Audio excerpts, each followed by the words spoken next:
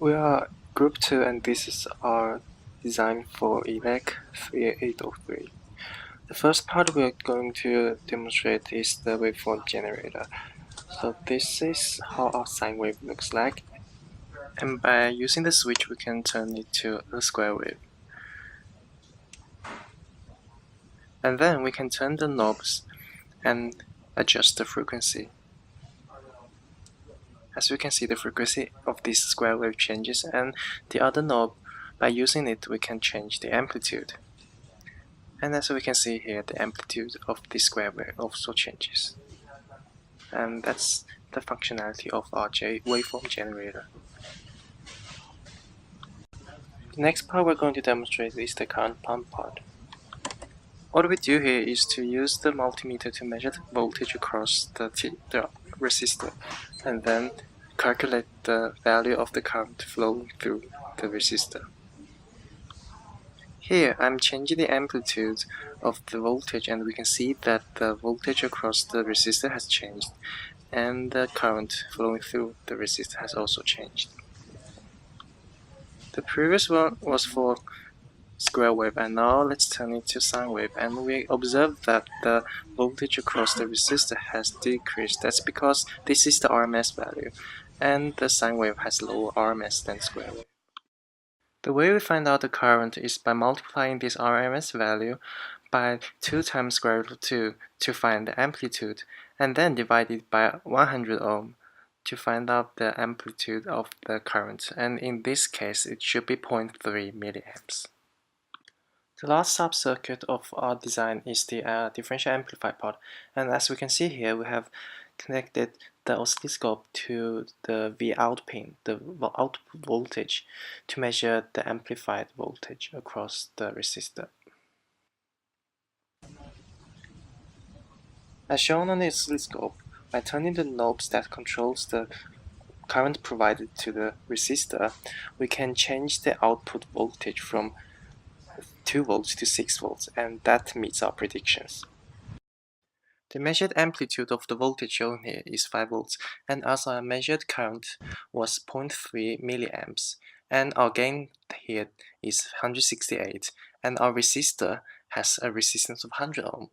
We can calculate the output voltage to be 0.3 milliamps times 100 ohms times 168, and the result should be 5 volts, just as shown as on the oscilloscope. Therefore, our differential amplifier part works fine. We've created a dual power supply with two 12-volt batteries to power our system. Not shown in the schematic is a double-pole single-throw switch controlling the power from the rails simultaneously to turn the device on and off. Here is our schematic.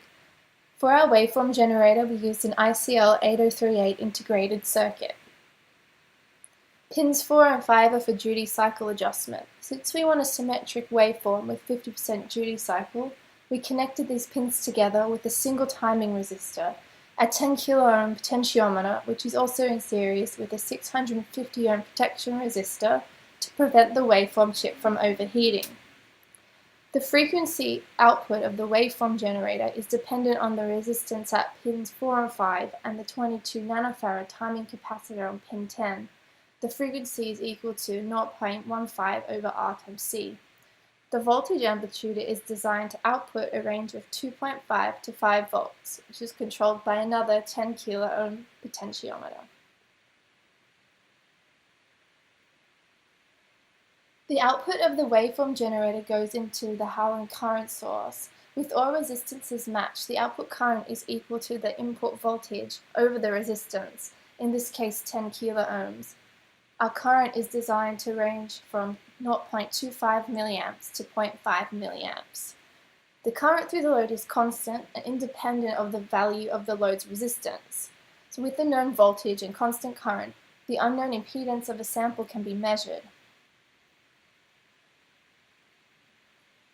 For a voltage measurement system, we've created an instrumentation amplifier. Biosignals are typically very small and require large amplification. A high gain in a basic differential amplifier affects the output voltage, producing common mode interference. So the unity gain buffers in the instrumentation amplifier provide accurate measurement of differential inputs. We designed our PCB with Eagle software, utilizing a double-layered silk screen with a central ground plane. Everything was working perfectly aside from one minor error, where pin 6 of the ICL 8038 was connected to the timing variable resistor rather than being directly connected to the positive rail. We solved this error by physically breaking the connection from pin 6 to the potentiometer and soldering a wire from pin 6 to the positive VCC.